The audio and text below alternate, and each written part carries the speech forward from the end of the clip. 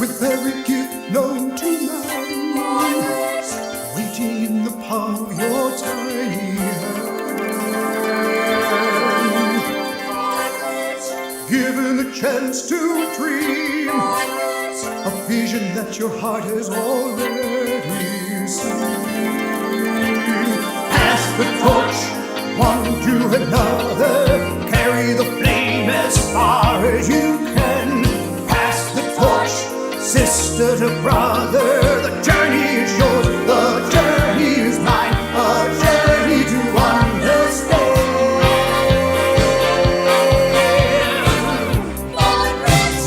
Holding on to the key, ready to unlock your destiny.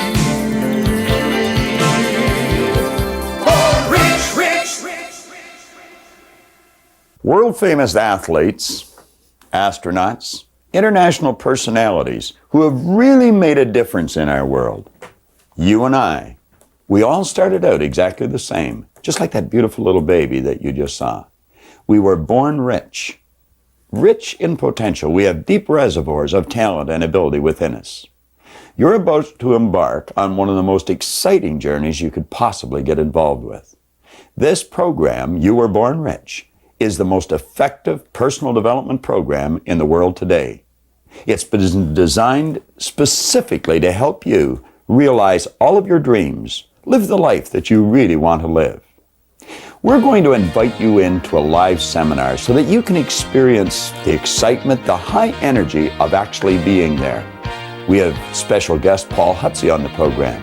You'll be meeting other personalities, people just like you and I, who have been involved in this program, and it's made a tremendous difference in their life. Consider this. Just like that baby, when you and I were born, we were natural-born risk-takers. We had no limitations. We were free to step out and do everything we wanted to do. Now, some of the people that you are going to see interviewed have attended this seminar, some of them a number of times, most of them at least twice. The real benefit of having this seminar on the video is that you can stop the tape at any time and go back and play it over again. You see, reading and memorizing or just watching this really is not going to do you any good. You must understand and apply the ideas. Now, the exercise book, your action planner, that's in your program is vitally important. It's probably one of the most important elements in your entire Born Rich program. It's vitally important that as I suggest you get involved in an exercise, you take it and you really get involved. Stop the tape. Think of where you are and think of where you want to go. And complete the exercise. Don't put it off. Literally wear this book out. Now, what I'd like you to do is come with me, mentally prepare yourself as we go into a live seminar. There's a seat saved just for you.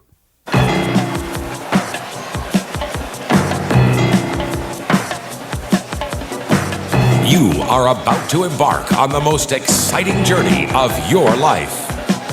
Bob Proctor Seminars proudly presents You Were Born Rich, the most dynamic personal development program of its kind in the world. Ladies and gentlemen, here to lead you through your journey into your own powerful potential, Mr. John Canary and Mr. Bob Proctor.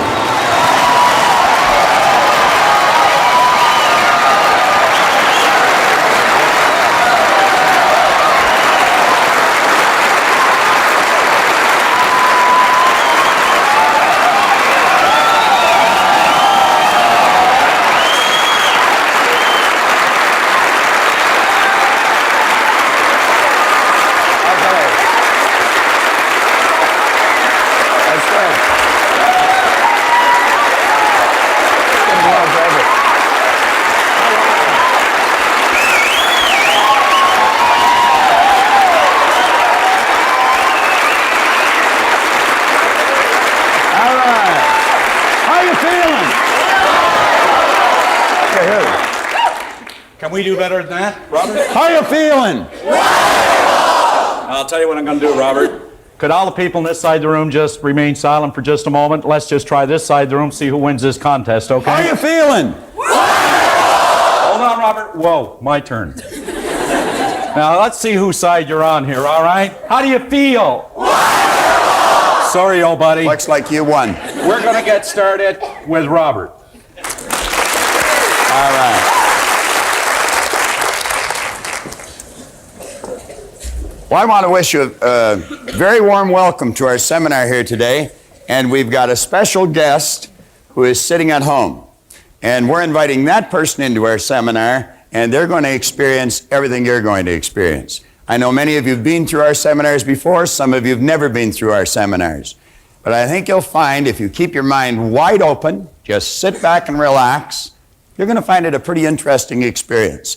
I've often mentioned that we never give anybody a brain hernia with the information we use. It's all very simple, and it's very, very effective.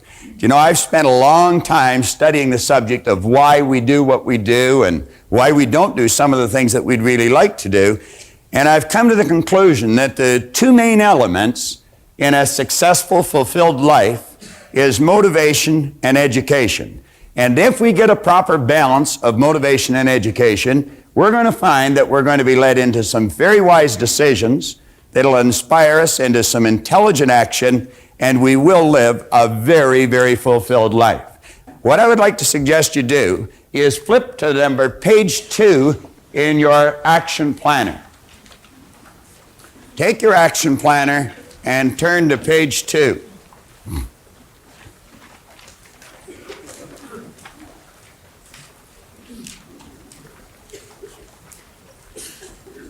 You know, some time ago, John Canary gave me a little piece of literature about getting out of the comfort zone that was written by Bob Briggs in southern Florida. And there's some excellent information in here. Many of us are pretty comfortable in our life. We've got a reasonably good income. The mortgage is paid. There's food in the fridge. We've got a nice warm bed to sleep in. And everything seems to be floating along just fine. And you know, a person in that position could very easily think, why would I want to do anything to change this? Well, we have found that if your life is not going in one direction, it absolutely, by law, must be moving in another direction. And Riggs is talking about that here. He said many of us have established a comfort zone in our lives. We're just coasting along, taking the line of least resistance, just getting by. Now, he said this is a very common and understandable attitude. We've all worked hard to get to where we are, and it may seem a very good place to be. The problem with this is that once we stop reaching, stretching, seeking, and risking, we actually stop growing. Now, Riggs goes on to say that the comfort zone frame of mind is settling for what we are today. That may be fine today, but without continued growth, and I believe this is the key line coming up, we are now all we are ever going to be.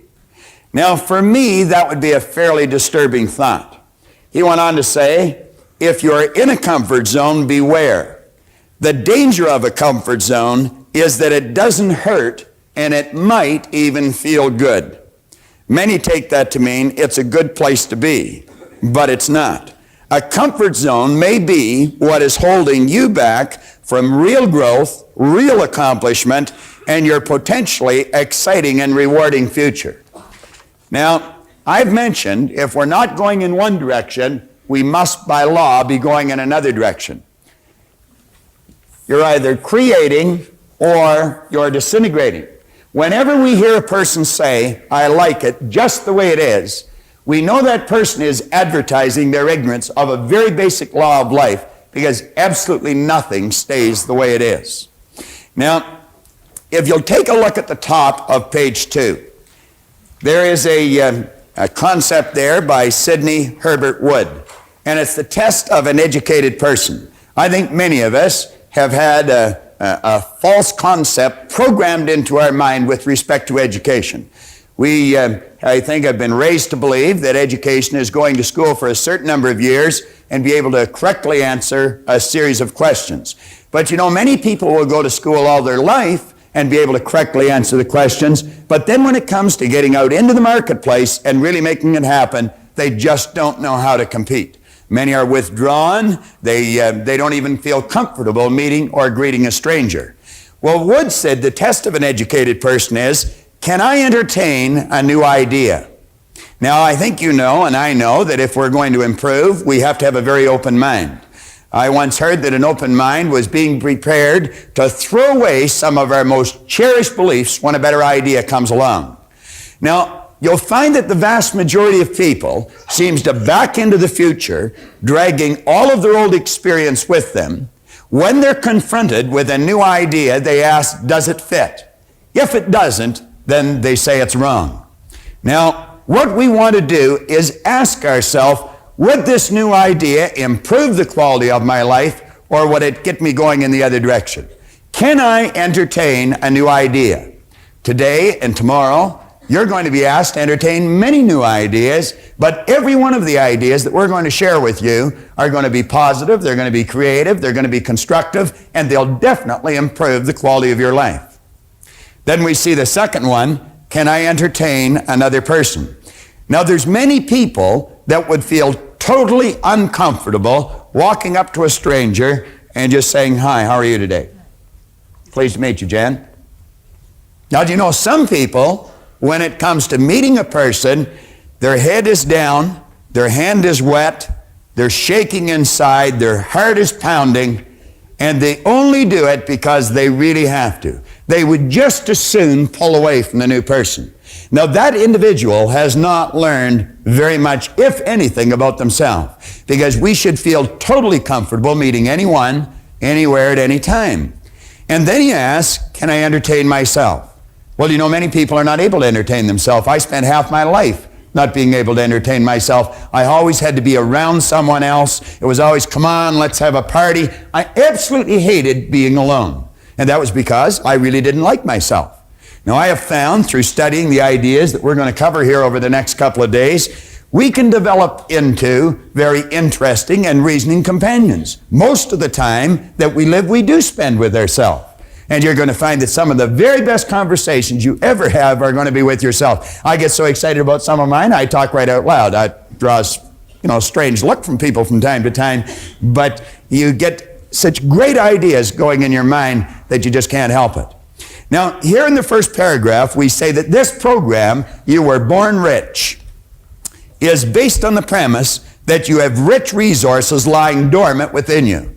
I have heard many people laugh when they take a look at our program or take a look at the title of the book, Born Rich. You see, they think that means that you've been born into great wealth. Some people are, but some people are not.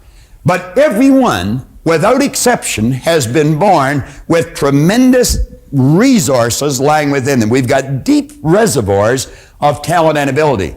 And through following right rules and natural laws, we're going to find that we can draw that potential to the surface and we can bring it to bear, and it will cause the manifestation of prosperity in our material world.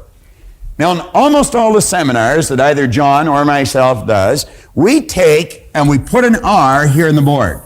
Now, what I would like to suggest you do is you let that R represent the results that you're getting in your life. Now, there's three areas that we're going to suggest that you focus on. One is happiness, one is health, and another one is material wealth. Now, when I first started to study this material, I was not happy, I was not healthy, and I definitely was not wealthy. I had a chap sit down with me, and he saw something in me that I obviously wasn't capable of seeing in myself. His name was Raymond Stanford, Raymond Douglas Stanford. In fact, I named my son after him, Raymond Douglas Proctor. And Ray looked at me and he said, Bob, let this here represent results that you're getting in your life. Then he asked me if I thought he was a happy person. And I said, yeah, thought he was. He said, have you ever seen me sick? And I had to admit I hadn't. He said, have you ever seen me when I was broke? And again, I had to admit I hadn't. Well, he proceeded to tell me that he thought I was one of the most miserable people he had ever met. Well, and you know, it was true. I was an unhappy human being. He said, you're always sick. Now, I didn't have a terminal illness, but I always had a headache or a cold or a backache or something. And he pointed at the area of money. He said, you're always broke. He said, you're forever trying to hit somebody up for a couple of dollars for gas. Now, if I was to put this in proper perspective for you, I was earning $4,000 a year at the time, and I owed $6,000. So do you see, I wasn't really interested in being happy or healthy at the time. I figured if I could just get this money problem straightened out, everything was going to be great. He proceeded to tell me that there were certain laws governing happiness, and if you follow them, you can just keep getting happier and happier. That sounded a little foreign to me, but that was his opinion. And he pointed out that you and I have an ingenious system built within us to keep our body in excellent working order. And then when he talked about the area of money, he said, he said there's exact laws governing wealth. And he pointed out, he said, this stuff cannot talk, but it can hear. And he said, if you call it, it'll come. Well, I can assure you, I was ready to yell at the top of my lungs. I mean, if there was anything I wanted, it was some money. I figured it would take the heat off for a little while. Ray suggested that I go out and buy this book. It's Napoleon Hill's book, Think and Grow Rich. And he said there's a secret in this book. And he said if you can find the secret in the book, you can have anything you seriously want. Now you take a person that's unhappy, not very healthy, is in debt, you'd have a difficult time accepting that. I was 26 and I just couldn't accept the idea.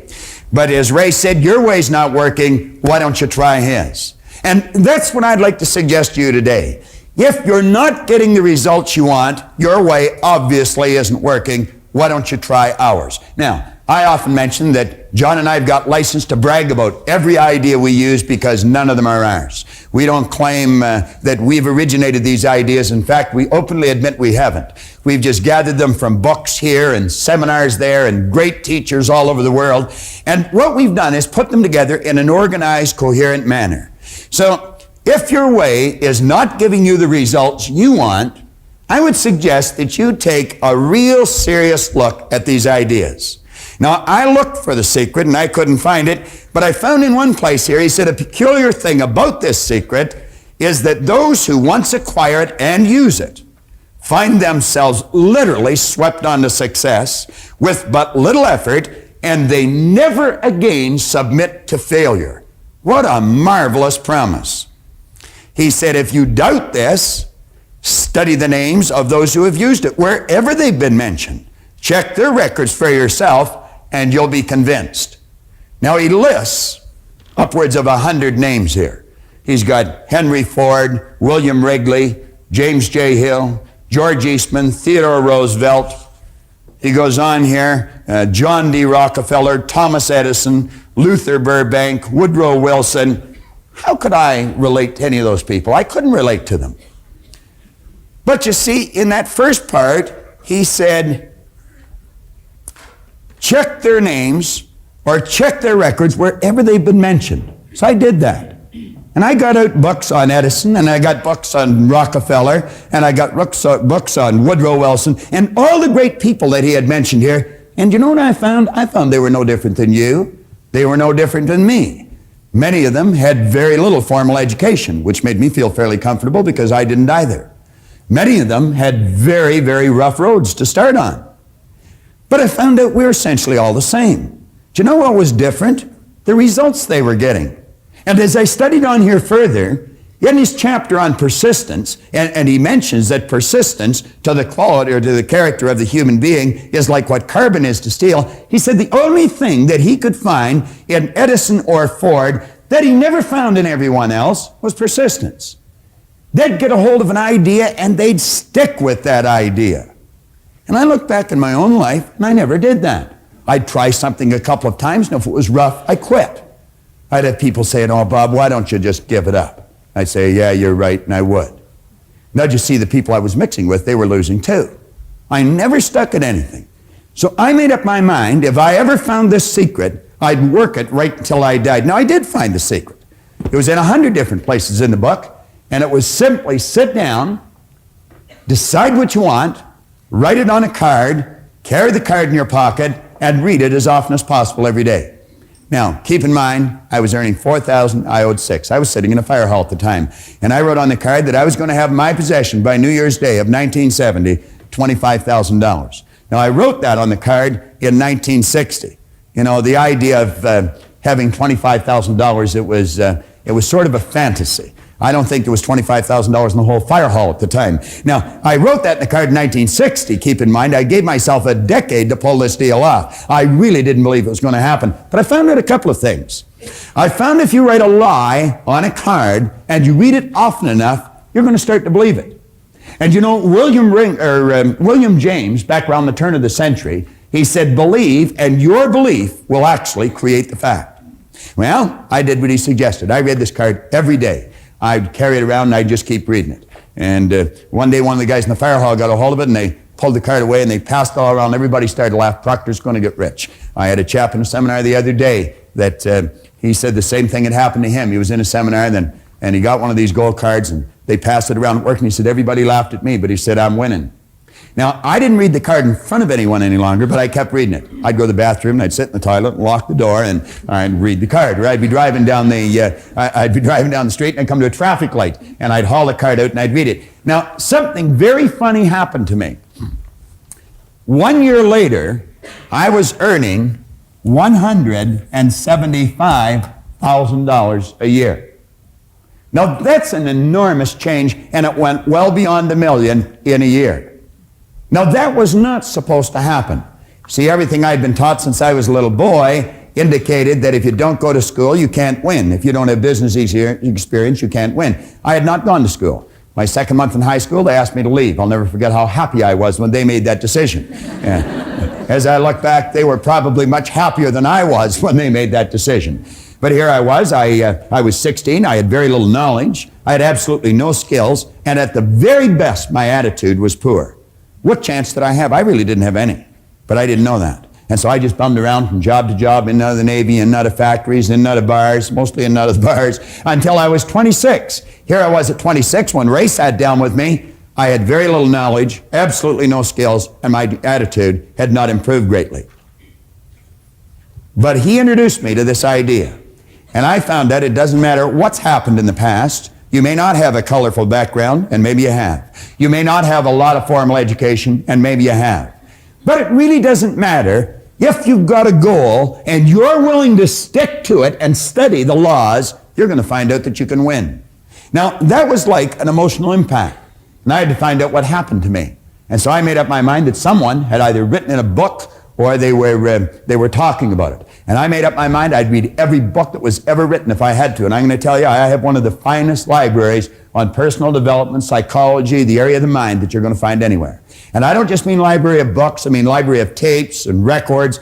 And I would travel anywhere in the world that I heard of a good seminar to find out more about myself. Find out more about you. Find out what makes us tick. And you know a strange thing? I found as I studied me, I understood you better.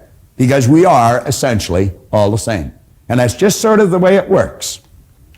This seminar is nothing but the culmination of all that study. But it wasn't just study, it was a lot of practice, a lot of painstaking study, and an awful lot of experience. And John and I have seen great changes take place in our own life, but better still, we've seen phenomenal changes take place in the lives of the thousands and countless thousands of people that have studied these seminars. We've done these seminars as far away as Takapuna, New Zealand.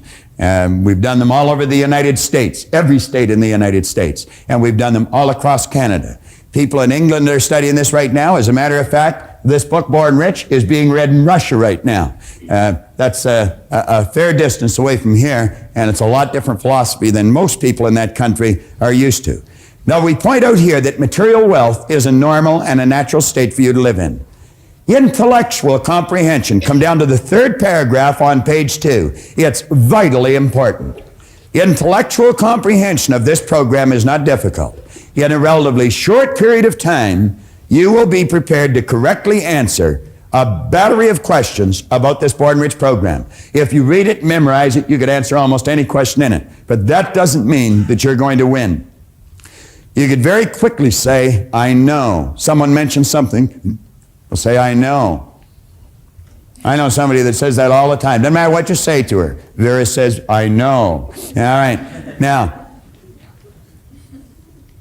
knowing and doing are poles apart.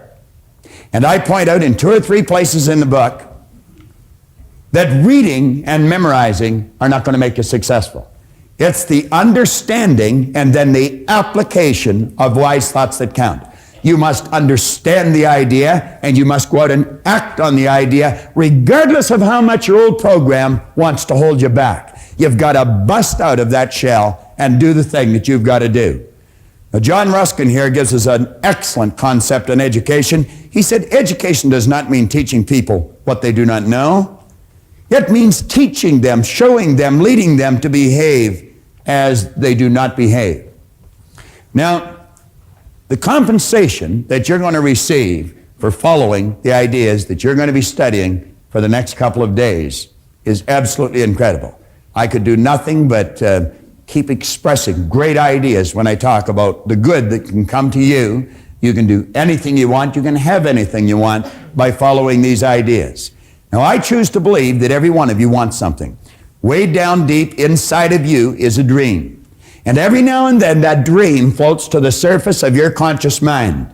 And when it does, you quickly push it out and you say, I can't do that.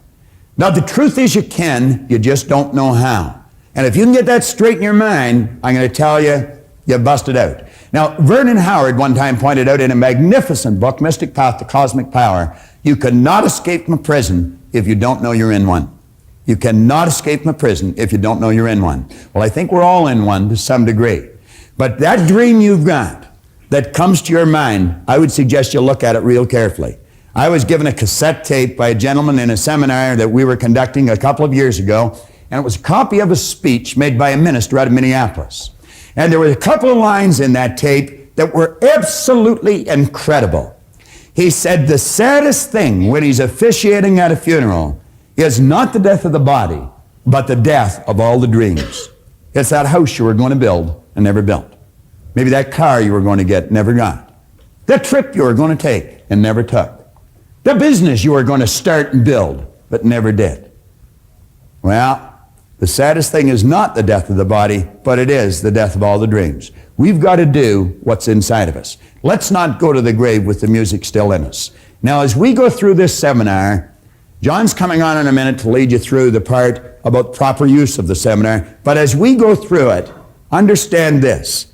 If you do not direct all of the information you're going to hear towards a specific end, the information will probably be rendered useless.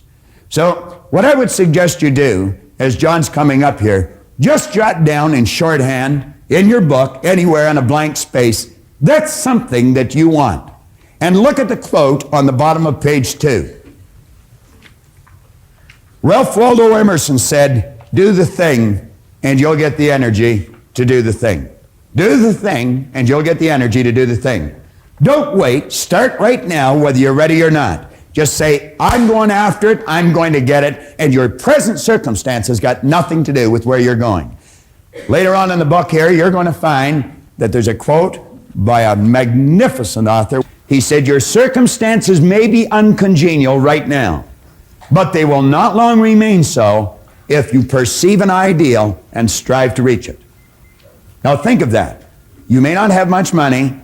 Your social life may be in a bit of a chaotic state. Maybe your business isn't going the way you'd really want it to go. He said, your circumstances may be uncongenial, but they will not long remain so if you perceive an ideal and strive to reach it. Now, flip over to the next page, and I'm going to invite John back on to lead you through how to get the proper use out of this program. And I don't suppose there's a better guy that I know to be able to do that, because I watched John start, and there's a story of him in Born Rich. I watched John start from ground zero and just keep making headway. John Canary learned how to use the ideas in this program so well that he's a very competent teacher of the ideas today. What I left the seminar with was a desire to want to know more.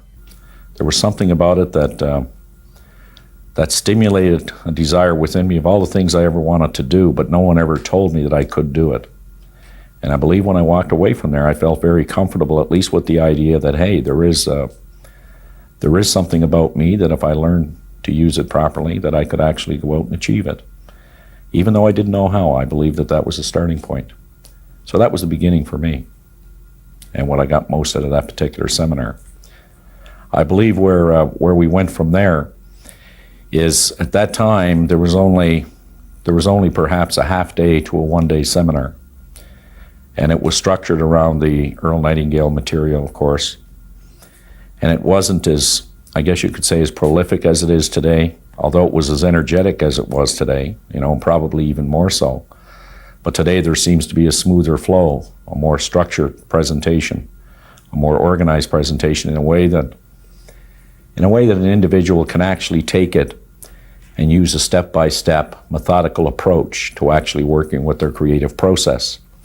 At that time, it was more of, why not take a look at yourself and try to recognize that there's potential within you, and that if you set a goal, which I did at that time, and sitting in the front row of the seminar, just about that time, I took something called a goal card, which it wasn't as beautiful as it is today. It wasn't as organized or arranged as it is today. But that was back in around 1970, 71, in that period of time. And I remember Bob mentioning, if you take a card, write something on it that you want to do.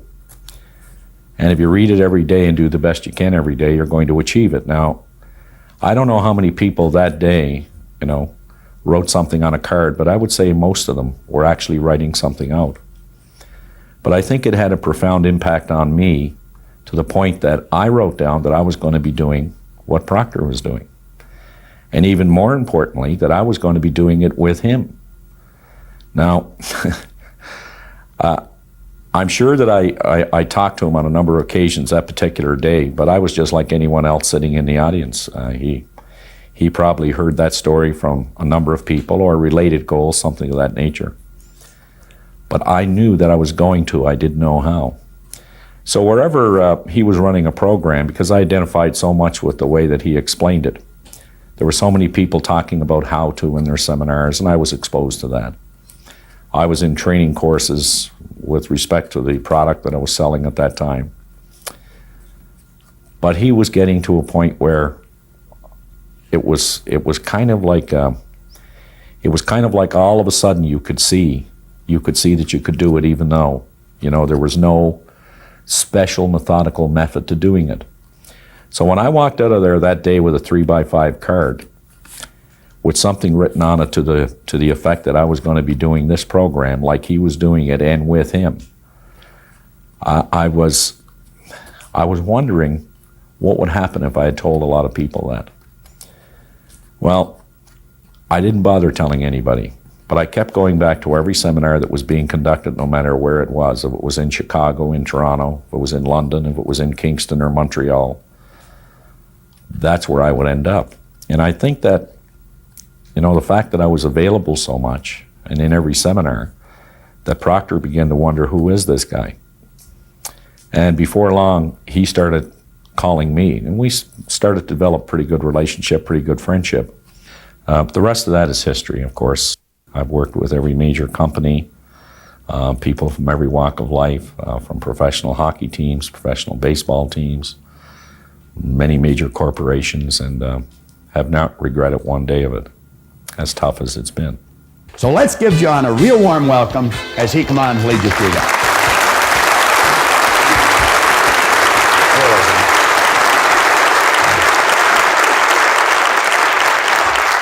Anytime I start a seminar like this, I always like to start with the balls. And one of the reasons that I use this is because it had such a dramatic impact on my own life. And I knew that this worked in a physical sense as I just took a look and stared at it, but I wasn't quite sure how it worked in every other sense. And I know many people that when they get an understanding of how this works, that if you put a little bit into life, you're only going to get a little bit out of life. In other words, if you want to spend a lot of time complaining about what's wrong in life, that's just about the only thing you're ever going to find in your life. I like to put it another way. If you want to look at the scientific side of things, they'll say that for every action, there is an equal reaction in the opposite direction. If you want to go over to the other side to see what the theologian has to say, or the philosophers, they'll tell you exactly the same thing. They'll say that as ye sow, so shall ye reap. And then there's a way that I kind of like to use it. And it works this way. That the only thing that can flow into your life or mine, whether it be in a financial sense, whether it be in your personal life, whether it be in your family life, one thing is for certain. that the only thing that can flow into your life is based on what's flowing out of your life. I know that any time that I have this sitting at home, and some of my son's buddies will come by, he'll always take them over. They'll say, "What's this?" And he'll take it and he'll say, "Well, you see, what this means, if you put a little bit in, you get a little bit out. But if you put a whole lot in, you get a whole lot out. That's just the way it works." Now, you see, we can make what is called a conscious choice here today on what we're going to take out of this program. If you wanted to spend a little bit of time trying to find out why this program won't work, I guarantee you, you're going to find it. But there's only one reason you can ever find something wrong with anything. And that's because there must be something right with it. You see, you can't have one without the other. I mean, how would you know a good paycheck if you didn't know a bad paycheck? I mean, you can't have a hot without a cold. You can't have an up without a down, and in without an out. I mean, all the books we use here, if you look at the book Bob was using, Think and Grow Rich, it has an inside and an outside. It has back, has front. And you know, most interesting thing that I found about that is not too long ago, I was doing a seminar out in Calgary, and I was at a place called the Port-a-Call Inn. And you know, I was standing down in the basement there doing this seminar in a place like this, but there was fewer people. And at the back of the room, there was this beautiful, magnificent glass window, and as you looked through it, you could see the magnificence of the mountains. And all along the top of the mountains, you could see the beautiful snow-capped tops and the peaks, and the sun was just bouncing right off the top of those mountains. And I made an analogy quickly. I said, isn't it interesting that the only reason we can appreciate the magnificence of that mountain is because it is sitting in what is called a valley. Now, folks, everybody here today has the ability to do just one of three things. You have the ability to take anything that you're going to hear. I mean, as you sit there, you can take and gather all this information and you can completely reject it. You can do that. Or you can take all the information and you can neglect it. And that's what a lot of people do. They get it and they neglect it. Or you can take the information and you can accept it. Now, I'm going to make a suggestion to all of you. I want you to just sit there and really think about this. Don't accept what you hear. Don't reject what you hear. And please don't neglect what you hear. But you know, folks, only a fool would not take an idea, examine that idea, kick that idea around to see if it will change, see if it will alter, or see if it will improve the end result for a happier, healthier, more productive life. Now, I've always felt that, and I guess I've learned this over a number of years, that the biggest task that I have almost every day of my life is that I have to take an idea that I have and communicate that idea to another individual in a way that will enrich their life. And you could say that that's not the easiest thing in the world to do, but you know, it is simple. And I guess the best story that illustrates this goes something like this. There was a professor one time showed up at a university like this one, and he walked in the back door and all his colleagues grabbed him. He was at a convention. And they said, "Doctor, are we ever glad you're here?" He said, "Well, what's going on?" He said, "Well, there's 500 people here and the guest speaker hasn't shown up." Said, "And you've been announced as the guest speaker."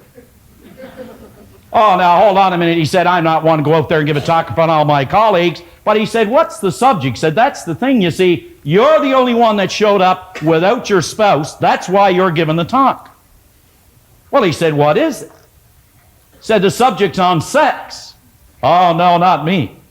I'm not going up there in front of all those people who know me." No, just then his name was announced, and up he went. He got up and he stood behind that lectern there, and he just gave a 40-minute performance, just knocked your socks up. And after it was all over, got a standing ovation, away he went home, felt pretty good. He said, "I should get on the circuit here." I know a lot of people like that. And he walked in the door, and his wife, Martha, greeted him there with a big hug and a kiss. And she said, well, dear, how'd the convention go? Said, well, dear, as a matter of fact, it was great. I was the guest speaker. Said, dear, you don't know anything about speaking. I knew that. They didn't know that. Went along great. Said, well, dear, what'd you talk about? Now, he's not a dumb guy, right? He said, honey, he said, I'll be up all night if I tell her. Oh, he said, honey, I talked about sailing. George, you don't know anything about sailing. Well, I knew that, and they didn't know that. And they seemed to like it. Well, off they went to bed. Now, the next day, Martha's out doing the shopping. And so were all the girls that were at the convention. Now, just to show you how two people are talking about who they think they're talking about the same thing, but in reality, they're not. They only think they are, but they have two different ideas. And they all spotted Martha, and they ran over and they said, Martha, we didn't know Charlie was such an authority on the subject. Oh, she said, girls, he isn't really the old fool. He only did it twice. And you know what? The first time, his hat fell off, and the second time, he fell over the side. Now, there were two people who thought they were talking about the same thing. Well, the idea that we're working with here today is to take an idea we have, transfer that idea to you as an individual. But there's only one way we can do that. Is you've got to kind of let go of the resistance. You've got to hang a little bit loose because it is somewhat disturbing. Some of the information disturbs people sometimes. It really does.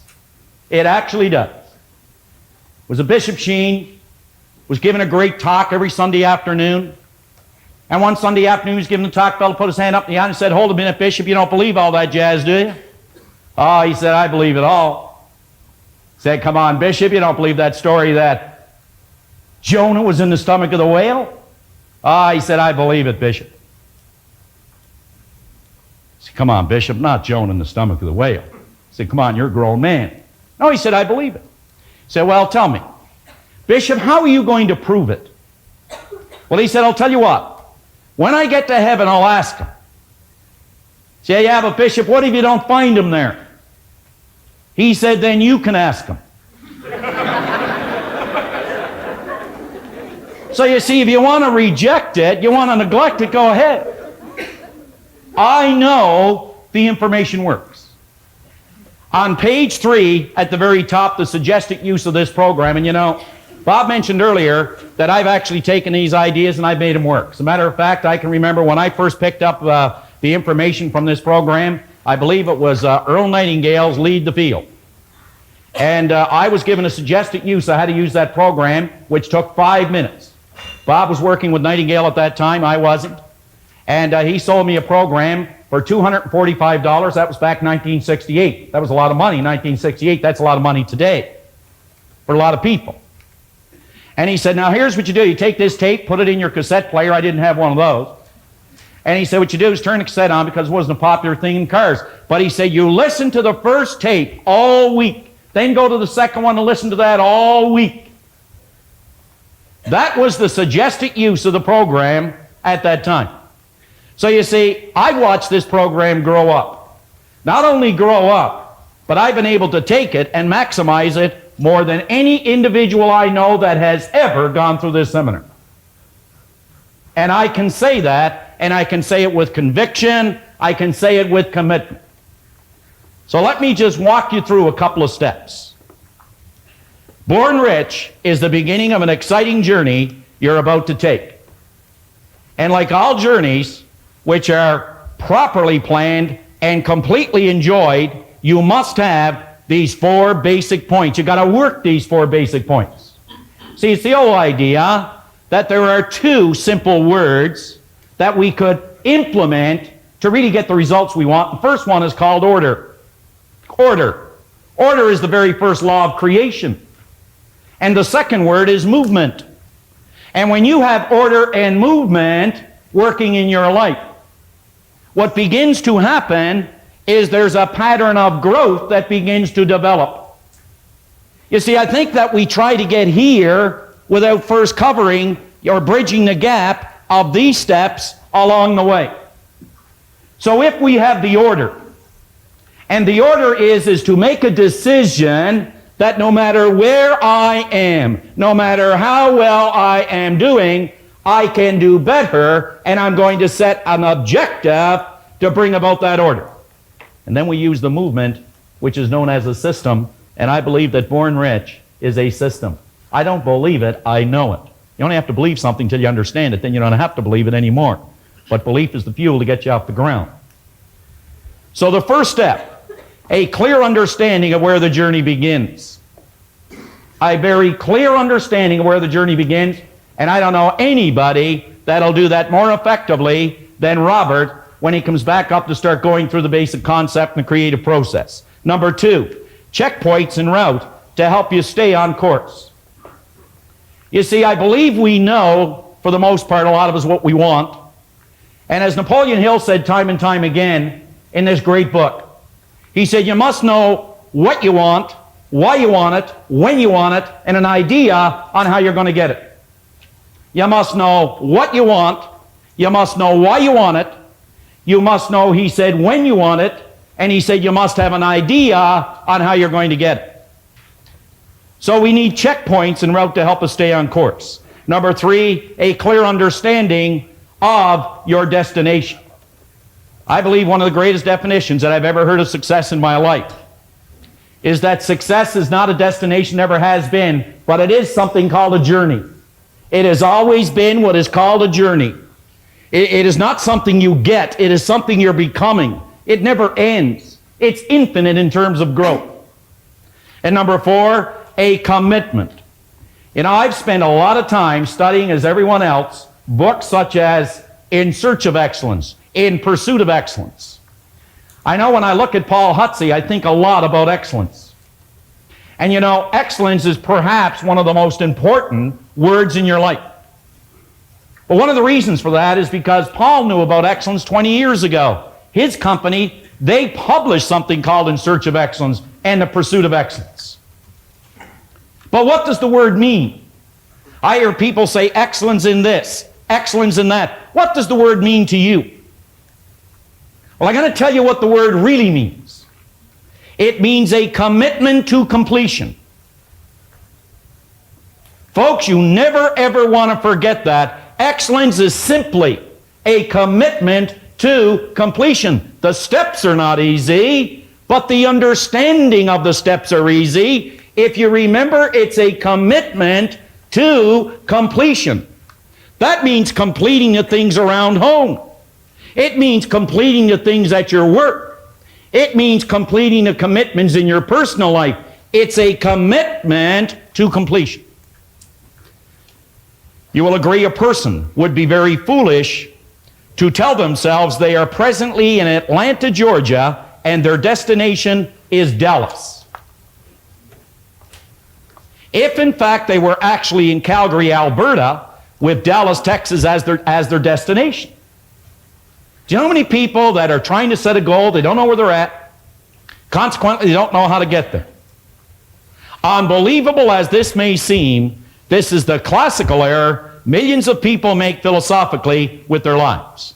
They are not completely honest with themselves when it comes to recognizing where they presently are. Where they presently are. Honest answers to every question and serious consideration to every exercise and suggestion will clearly indicate 3 points. And this is what this program is about, is these 3 points. Where your journey begins. That's number 1. Number 2, the mental adjustments that must be made. The mental adjustments that must be made. Let me give you an example. Anytime working with a young person, I just love working with young people. They only have to understand what a mental adjustment is, and they'll make it quicker than you and I. Are you aware that your kids, they only have to what is called make up their mind. You and I have to change our mind. We can teach them how to make a mental adjustment, and here is the major mental adjustment that all of us have to make. Simple one. You must regard all adversity. You must regard all circumstance, all conditions in your life. If you could look at it as though it were an investment in which you can attract and learn more about growth in your life. It's an investment only. What a difference we'd find in everything that we do. And number 3, approximate time it will take to complete the journey. The approximate time it will take to complete the journey. Now, before you become immersed in your Born Rich program, form the attitude that this program has been prepared especially for you. This is for you. This is not for me. This is not for me only. It's not for Bob. It's for you. Especially prepared for you. Imagine that the author, that the speaker is a clear, personal friend whom you have chosen as your mentor. I wonder how many of us have a mentor. I always say when a program ends, it's the beginning. It really is. It says, make a commitment to yourself that you will follow every instruction necessary to alter, and you're going to hear this word so often, to alter your old conditioning. Now I want you to think, what is old conditioning? Do you know, any time that you get these buried pain remembrances, these nagging little things that grab us when we're trying to do something, or that tell us we can't do it, why we can't do it, and all these things that are just kind of like grabbing at us, these doubts and worries, that's your conditioning. You know, I'd give anything if a person would just grab hold of one idea. This one simple idea. Any time that you get feedback telling you why you can't do something, if only, folks, you could remember it's not a reflection of your potential or you as a person, but it is a reflection of your conditioning. I'd give anything for a person just to understand that. When you get that old feeling that you can't do something, you can only remember it's a reflection of your conditioning and not a reflection of your potential. Now I want you to think about this. Everybody is familiar with the great Bruce Lee, perhaps the greatest martial artist that ever lived. And you know, he was also a great teacher. And very often they'd come to him and they'd say, could you tell us, Master, how we could be a great martial artist like you? Now he would take them out into a little gym and he would go through some of his moves. And what he was doing is he was trying to find out where they are. Because he said most people had the wrong information about martial arts. Just like many people have the wrong information about this word, success. This word success, this progressive realization of a worthy ideal. And after he'd take them through the little exam, he would sit down at a table, he'd put them on one end. He'd sit on the other end. And he'd put in front of them a glass of Coke. He'd say, I want you to look at that and let it represent. Think about it now. He said, I want you to let this glass of Coke represent your knowledge. This is what you know to be the truth. And he said, I want you to let this clear water represent what is the truth. This is my knowledge. This is what I've learned. And he said, this is what you want from me. This is what you want. I want you to think about one step here. How often have we looked into the lives of other people and we see things that we truly admire? We look at maybe their person, what I'd give to be like that individual. We look at what they have and we say, what I would give to have what they have. We look at what they do and we say, what I would give to do what they do. Folks, if we only knew, what we're looking at are nothing more but our own rejected thoughts. They accepted thoughts that we have rejected. So this is what Bruce said.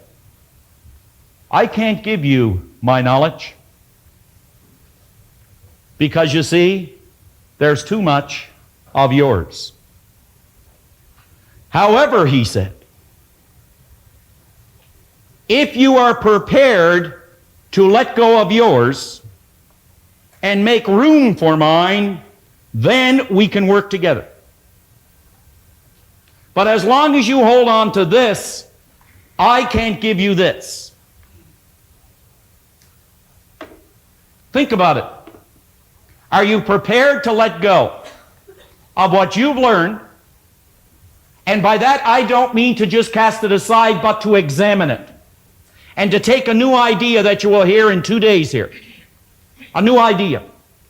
And to examine that idea, entertain that idea, to see if it will change, alter, and or improve the end result for a happier, healthier, more prosperous life. If you're prepared to do that, this program will really, really work for you. Will really work for you. Would you go back to the book with me, please? Second last paragraph. Rather than merely listening to the messages, questions and exercises, think. Think deep, penetrating thoughts. Ask yourself, what does this mean to me? How can I apply this idea to my life? Remember, not how can I apply it to someone else's life.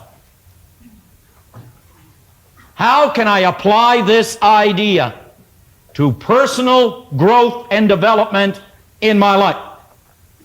Because the simple basic laws of life are create or disintegrate. We're either moving forward or we're going backwards. And the last paragraph, set aside a definite period of time every day, weekends and holidays included, for the proper use of your Born Rich program. In other words, make a decision. See, folks, we don't have as many problems as we have decisions to make. By that, I'm not asking or suggesting that you should discount your problems. I would never suggest that. But you know, I am suggesting that you have the talent, the ability, the potential to handle and to deal with your problems. So do we have as many problems as we have decisions to make? It says, for the proper use of your Born Rich program, you must set aside different times to work with it. You eat every day to nourish your body. Look at your Born Rich program as a form of healthy nourishment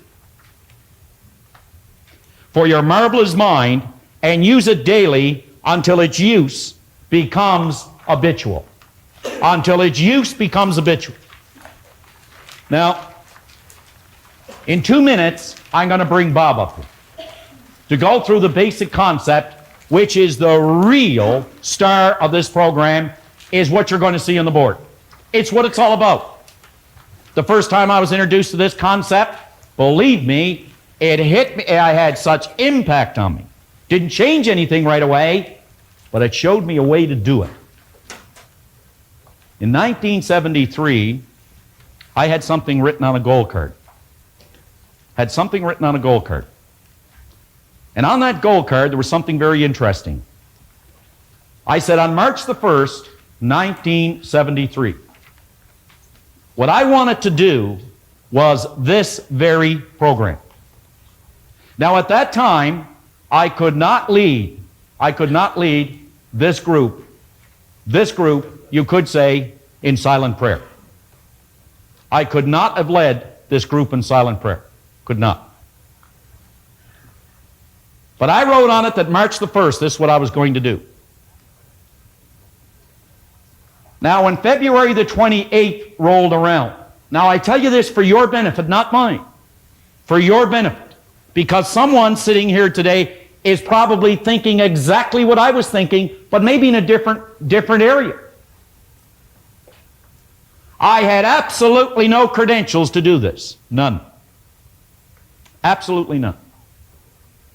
And for 3 years prior, 4 years prior, wherever Robert was doing a seminar, I'd be there. Paul Hutsey knows that. I'd fly wherever he'd fly. I'd go wherever he was, and I'd sit in the front row. I have at home maybe a couple of thousand workbooks from seminars. A couple of thousand. Notes all through them. Some of them can't even read them anymore.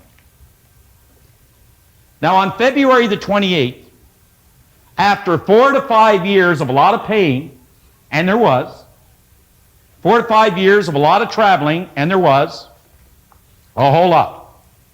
A whole lot. There was a lot of things. You know what really happened? On February the 28th, I was no closer to the goal. Now remember, it was 1 day away. 1 day away. I was no closer to the goal. After 5 years. Kind of disheartening and discouraging, isn't it? So this is what happened. I got a phone call from Chicago. It was Robert on February the 28th, 1973. And he said, John, I got some bad news for you. I can't get to Toronto. Chicago is closed. He said, you're going to have to do the seminar in the morning. Now here it was, it's what I always wanted to do, and the first thing that hit me was fear, panic. And I remember giving him a gold card, and he said, you obviously had something to do with the Chicago airport closing. But to the day, it worked. Even though all the appearances said it wouldn't work. But you know what? I made a decision. This was my knowledge. This was his. I had to get rid of mine to get his. That's what you're going to have to do. Today and tomorrow. So what do you say we bring Robert back up for the remainder of the morning to really get this creative process rolling? Bob?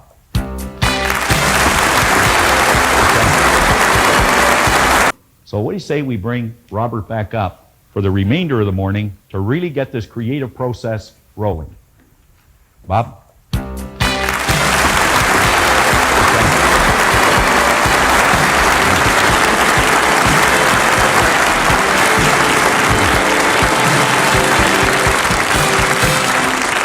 Thank you, John. I want to suggest now that you really put on your thinking hat. I have a paper here that was written by a gentleman who has since passed away. He was a great Canadian. His name was Dr. Lawrence Rampell. And when I first moved back to Canada from the United States about 8 years ago, Dr. Rampell was sitting right here where Mr. Kavuk, the great photographer, is sitting. And this man took more notes than anyone I had ever seen in a seminar. I honestly thought if I could have got a copy of his notes, that I would have probably had a transcript of what I was saying. Now, I made up my mind I'd get to know him after the seminar was over. I wanted to know why he wanted to have all this written. And he introduced himself as Dr. Rampell. I asked him if he was a medical doctor. He said no. And I said, are you a dentist? He said no. And I said, are you a chiropractor? He said no. I said, you want to play 20 questions? And he laughed, you know. And he said no, he had a doctorate's degree in thinking. Now, do you know, he had the only doctorate's degree in thinking that had ever, up till that time, come out of the University of Toronto. It took him 11 years to get it. Every time he went to go down a road, somebody would put a block up in front of him and say, no one has a doctorate's degree in thinking. Now, that's rather odd, especially when you consider that thinking is the highest function of which a human being is capable, and all the great leaders, all down through history, have been in complete and unanimous agreement that you and I become what we think about. Now, play with that for a moment. It's a subject that is not taught in school. It's the highest function of which we're capable. And every great leader that has ever lived all told us that you and I become what we think about most of the time. Dr. Rampell wrote a paper, Tools for Teaching Thinking. He said thinking is a skill which can be learned just as we learn skills such as typing and playing the piano. Now, he said few public schools offer courses devoted expressly to teaching thinking. Rather, we are expected to learn and teach thinking as a byproduct of learning mathematics, reading, science, history, trade, and so forth. And he said we do, in fact, learn a lot about thinking in this way. The trouble is we learn our thinking skills in bits and pieces, and we never put it together as an overall picture. If asked to describe what all is required in order to think effectively, most people would be at a loss to give a complete account. Thus, we are unable to assess our own thinking skills or systematically teach the skill of thinking to others. Now, consider this for a moment. When you think in pictures. Check it out. I'm going to suggest that you think of the home you live in, and as you do, realize that an image of your home comes onto the screen of your mind. It's almost as if there's a screen running right through the center of our head, and the second we think of our home, the picture of the home comes onto the screen of our mind. Now I want to suggest that you think of your automobile. And the second you think of your automobile, the picture of the home is gone and the picture of the automobile is there. Think of your kitchen, your backyard. Think of where you work or go to school. And bang, bang, bang, just like that, the picture changes. We literally think in pictures. Now I'm going to suggest that you think of your mind. Now, when most people think of their mind, they get an image of the brain. How many thought of the brain? Quite a few hands going up. And yet, you know, the brain is not the mind any more than the fingernail is. And paradoxically, the fingernail and the brain is the mind. You see, mind is an activity, and body is the manifestation of that activity. And we're going to find out as we go along through the morning and this afternoon that the body is really nothing but an instrument of the mind. Now, your brain is comprised of hundreds of thousands of cells. Into these cells, we impregnate pictures or images. And as we think, we activate that particular group of brain cells, and the picture that's in them flashes on the screen of the mind. Now, I'm going to come back to that in just a moment. Flip over onto page 5 in your exercise book. At the top of the page, it's talking about me and money. Now, when you think of yourself and you think of money, what kind of a picture do you get? Do you know the vast majority of people get a picture of poverty? And what we want to do is take and build cells of recognition in your brain for prosperity. So we're talking about me and money. That's you and your money. Now we say the program was written in the sincere hope that it would lead you. And that's all we could do is lead you. It's like Dr. Billy B. Sharp in Chicago. He said a person will not believe something until they discover it for themselves. So we just actually want to lead you to this new awareness. Well, we want to lead you to the many discoveries that lie within you. And we're going to do that through the repetition of prosperous ideas.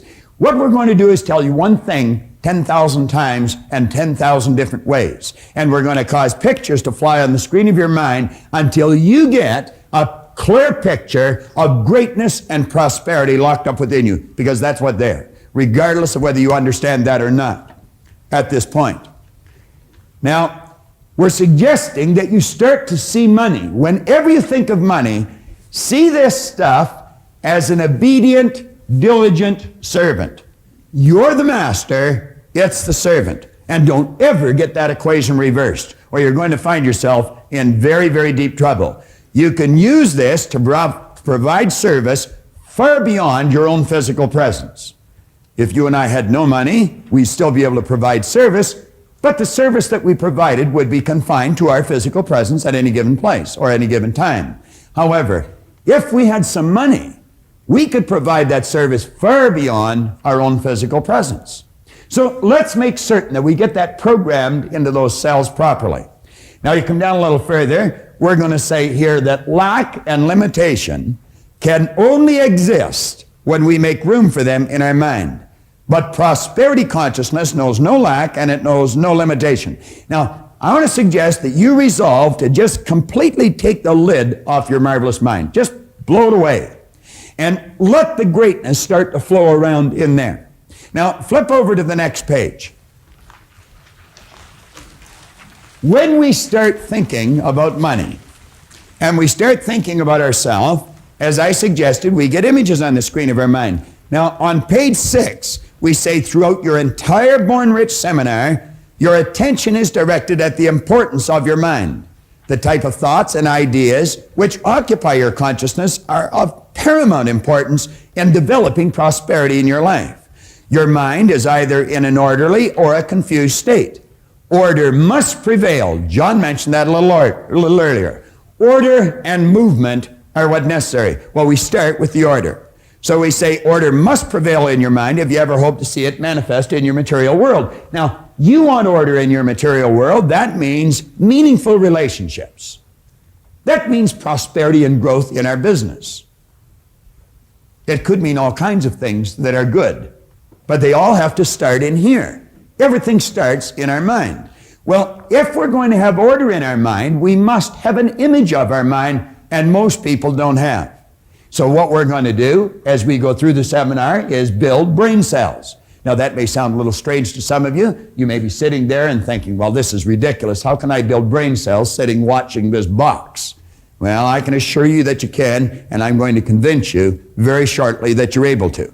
Now, what I'm going to do, I'm going to use different examples as we go through this seminar, and each one of these examples are real, live examples, every one of them. This is a letter that I received on February the 18th, 1986. It came from Joanne White.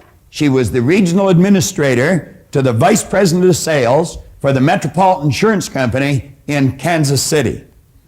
Now, Joanne was in a seminar there in January of 1986. This letter is dated February of 86. And when Joanne came to the seminar in 1986, she told me a fascinating story. Now, apparently, she had come to a seminar that I conducted in Kansas City 10 years prior to this in 1976. Now, I didn't remember Joanne, nor did I remember her son, who she was telling me the story of. But when she told me what happened, I quickly related to it because it's happened many times, and there's many situations that I do remember. Apparently, we had been doing seminars right across the country for the Metropolitan Life Insurance Company, and a friend of hers in another area had been talking to her on the phone, who also worked for the same company, and this friend told her, if this seminar ever comes to Kansas City, make sure you go and take your son. Well, she took that person's advice and she came. She brought her 11-year-old son, Eric, who had been diagnosed as having learning disabilities. Now, keep your mind open here, folks, because this is real. It happened, and it can happen to anyone. Someone had made a classical error, and someone, possibly in a position of authority, in fact, probably in a position of authority, and they told this lady and her husband that their 11-year-old son had learning disabilities and not to expect too much from him. So they didn't. Worse still, the little boy didn't expect much from himself. I told her to bring the little boy to the seminar, and we just built new brain cells, that child could do anything he wanted. That this idea of learning disabilities was an error that someone had made, and they shouldn't believe it any longer. And I said, you bring him, have him sit right near the front, and I said, we'll give him a little special attention, and you'll just watch the change take place. Let me read you the letter. She says, Dear Bob, I wanted to take a moment to tell you how much I had gained from your seminar in Kansas City and how much I am continuing to gain from the use of your tapes. Now, at that time, all we had is audio tapes. Now, you can sit and you can watch this over and over and over again because there's going to be parts of it that'll seem a little confusing to you first time through. But as you play it over and over and over again, the confusion will leave and order is going to come to your mind. There's many times I'll take a book and I'll read the same paragraph over and over again. This book that I mentioned earlier of Napoleon Hill's, I've been reading that for 27 years. Now, it's not such that I'm such a slow learner.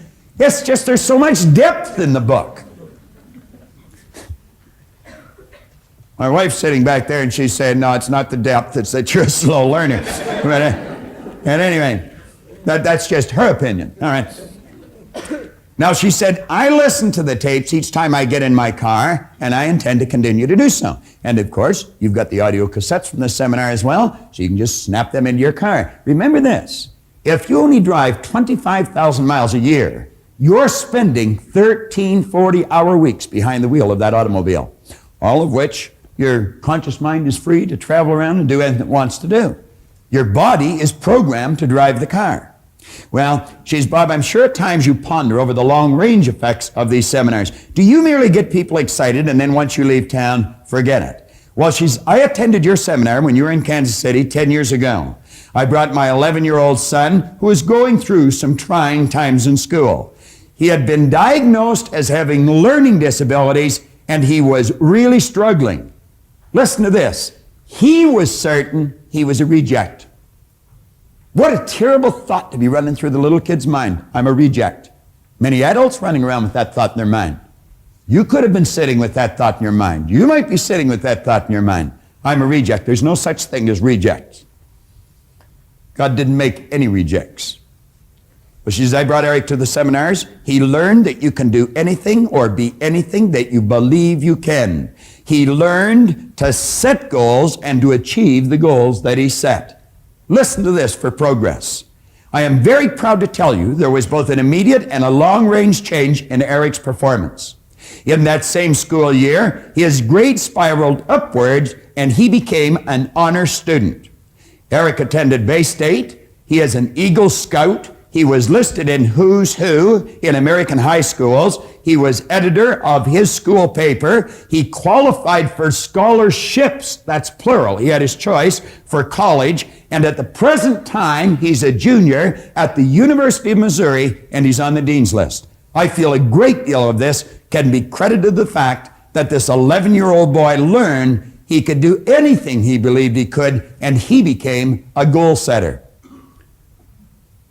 Joanne concluded by saying, Bob, I just wanted to share this letter with you, as I really do not know if we would be able to tell this success story if I had not brought Eric to this seminar. I'll always be grateful. I guess she will, and I guess Eric will too.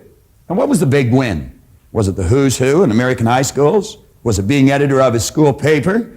Was it the honors that he accomplished that first year? Was it the college scholarships in college? I don't think so. I don't think any of those things were the big win. You know what the big win was? It was the one single idea that enabled him to do all these things. And one idea can cause you to make the progress this young boy made. We have a gentleman in our audience, I'm not quite sure where he is. He's a good friend of mine, Grant Sylvester. He's the president of Money Concepts for Canada. And Grant Sylvester hired us to conduct these seminars way back in the 70s for a large company that he was a senior executive in. And right across the country, they had a 53% increase in sales. Now that's hundreds of people. That's an enormous increase. I want you to think about that for a moment. Here's an idea that gave this little boy honors in schools, gave Grant's company a 50% increase in sales. So you see, I don't really care what you do. It doesn't matter what you're doing. It's you that counts. And the more you understand you, the better your results you're going to get. Now, I'm going to run through a very quick idea, and it's very simple. Don't let the simplicity of this idea deceive you. What we're going to do is run through a concept and explain just how brain cells are built. Now, I'm going to ask someone from the audience. Nino, you're a good friend. Come on up to the front here for a moment.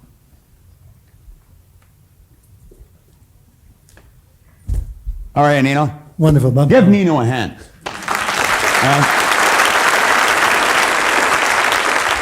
And if you're sitting in your office or sitting at home, I want you to meet one of the best managers I know. Thank you. And I mean that sincerely, and I'm not just saying that to flatter Nino. I'm saying that because of the results that I see as people get. Nino was kind enough to hire my son and daughter-in-law to go to work for them at the beginning of this year, and every month this year, they have earned somewhere between $20,000 and $45,000 a month. Now, you don't do that if you haven't got a real good manager drawing the best out of you. Management is the development of people. It's not the direction of things. So Nino's a very good friend of mine. Now, Nino, I want to ask you a couple of questions. I'm going to do something. What I'd like you to do is hold out your hand like this. All right? Now, I'm going to ask you to close your eyes. Now, I would like you to look at that. I want you to see what that is. I don't want anybody to say anything. I'm going to put it in Nino's hand. You just close your eyes, Nino. I'm going to put this in your hand, and I want you to feel it. Close your hand and feel it. Now, Nino, tell me what that is. It feels like a piece of metal. Well, move your fingers around it and tell me what kind of a metal. What would you use that for? I would imagine to open the door. To open a door. What do you call a piece of metal that opens the door? A key. This guy's a real ham, and he put him in front of a camera, and I'm telling you, he'll take it away. You guessed it right, Nino. You win one of our cassette tapes. That is a key. All right? Now, what happened there? Let's stop and think of what happened. Nino has sensory factors. He can hear, see, smell, taste, and touch. And when your sensory factor touch comes in contact with something, a light message is sent through a nerve passageway in your body. It strikes a group of cells in your brain. Those brain cells are activated, and the picture that's in the cells flash on the screen of the mind. So although Nino was not looking at this, which is a sensory factor, and it'll work that way too, he was touching the key, and that triggered the image on the screen of his mind. Now what I'm going to do, I am going to show something to Nino, and I'm going to ask him what it is. Nino, I would like you to tell me what that is. A pin. A what? Pin. A pen. You think it is? Yes. You don't know what it is, do you? You're guessing now, aren't you? Now, you weren't guessing when you told me what that is. No. But when I asked you what this little metal object was, you're guessing. Is that correct? Correct. Now, Nino, what you're really saying is, I had cells of recognition when I touched this, but when I look at this, I have no cells of recognition. Now, we're going to build cells of recognition in your brain. I'm going to tell you what this is, and I'm going to do something with it, and as I do that, instantly, in a millisecond, cells will be built in your brain. That, Nino, has a little plunger on it. Now, as I hit that plunger, something's going to come out of here. You see that? That is a toothpick, Nino. That's what your Aunt Marg gives you when you don't need anything, all right? Now that is a toothpick. Now, that's no big deal, and you could miss the whole message here. But you see, Nino didn't know what that is. Do you know what he was saying? I don't have any cells of recognition in my brain. Now, when you go home, Nino, you can tell Rose that you built some brain cells this morning. She can love more of you, all right? You take more of her home. But that's exactly what that is, all right? And we just built some brain cells. Thank you very much. Thank you, Nino.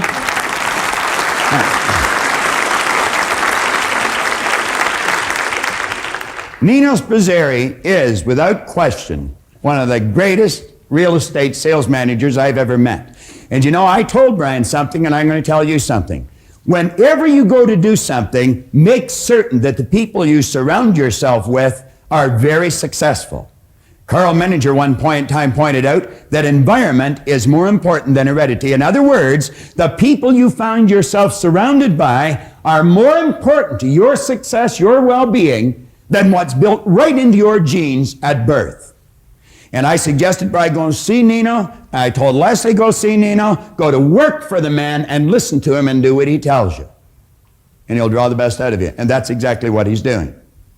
Now, we're going to build some brain cells with respect to the mind. All right? And as we build these brain cells with respect to the mind, we're going to build a picture of our mind right in here. And then as we get that picture in here, we can start making headway and making some of the adjustments that John talked about in the proper use of the program. The points we just covered were simple, but vitally important. And one of the most important points of all was the fact that you and I must have an image of our mind. Without an image, we have confusion. So that's very, very important. Now, I would like to introduce you to someone who I wrote about in Born Rich, Heinz and Donna Dawes. They came to the seminar, and their circumstance was doom and gloom. We had bought this house in July of 1975 after being expropriated for the Pickering Airport fiasco north of the city.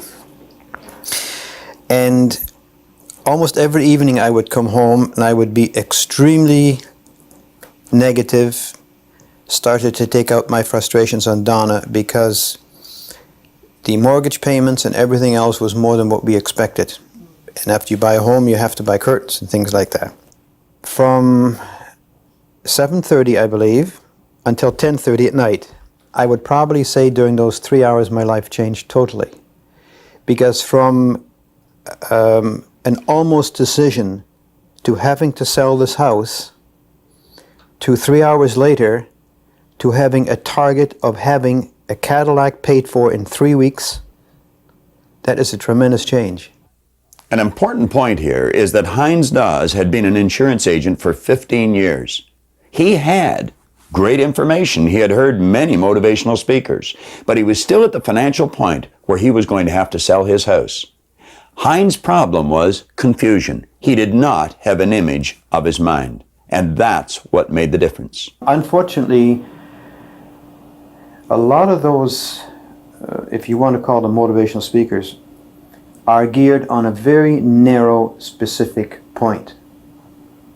And yes, it may give you an immediate shot of adrenaline, but very quickly wears down because you are not given the understanding of how it works. If I know how something works, as opposed to simply being told blindly as to how to do it, I have a different understanding. So that was the difference. Yes, the very easy, understandable way that Bob explains how the mind works, how you control the mind with your thoughts, and how the results are obtained. I got my Cadillac in 22 days after I made that promise to myself. Now I'd like you to come with me, and just the same as we were able to help Heinz and Donna and millions of others, I want to help you.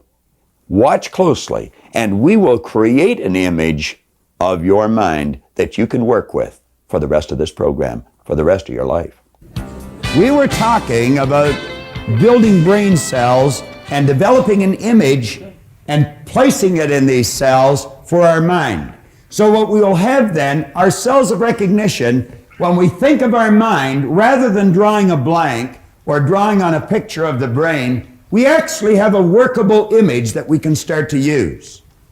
Now, before we do that, let me mention something here about a gentleman I heard speak way back in the early 70s.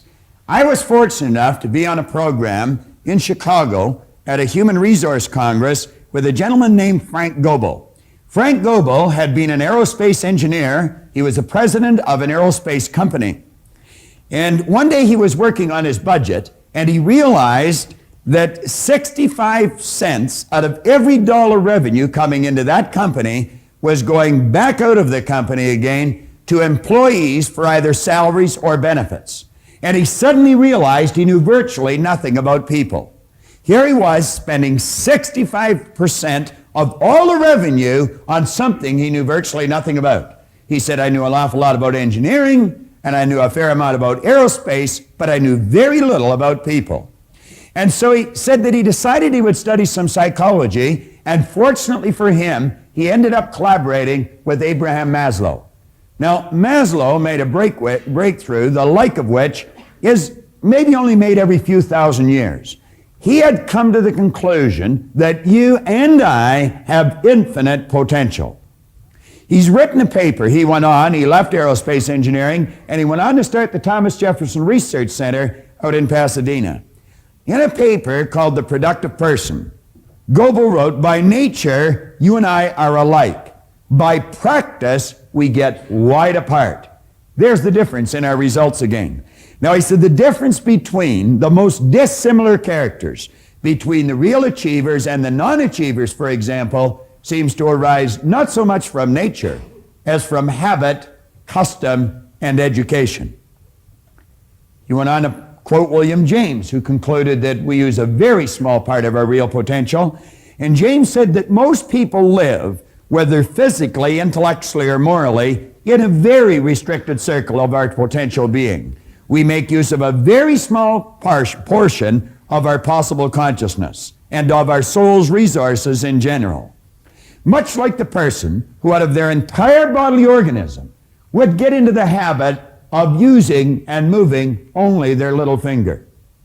I want you to think for a moment, if you had a child and that child was laying perfectly still in its crib, and the only part of its body it was ever able to move was its little finger. I'm quite certain that you would probably beg, you would borrow, and if you had to, you would steal to find out what's wrong with that child.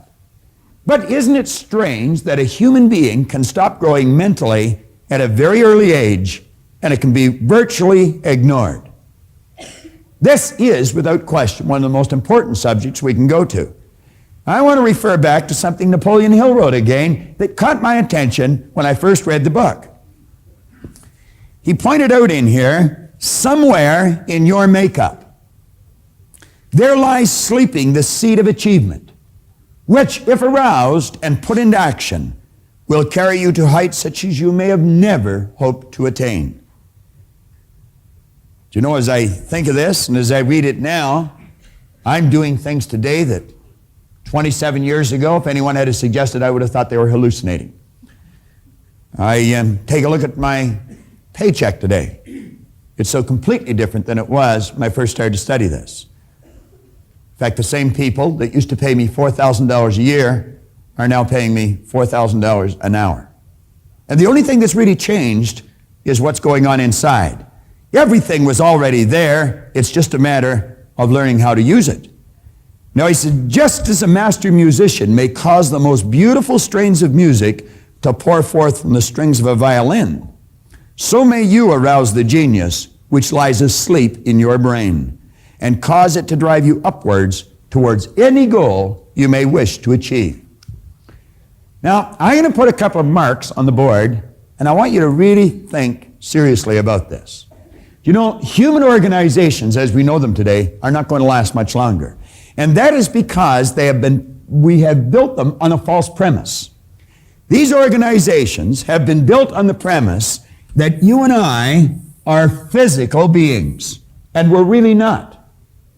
We are spiritual beings living in physical bodies.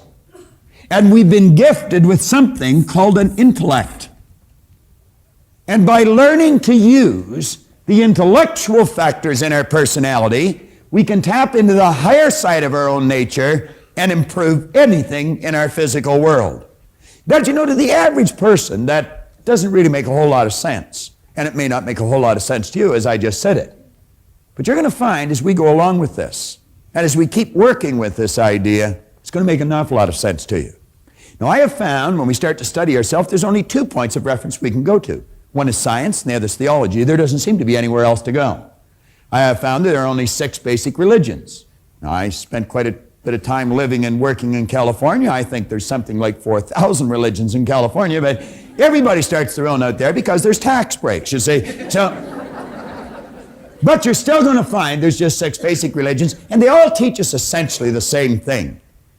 They teach us that we are non-physical beings. They may use a different word, but the concept is the same. Do you know, it's a strange thing. Most people don't even know much about their own religion, and yet they say mine's right and all the rest are wrong, and they don't even know what the others are.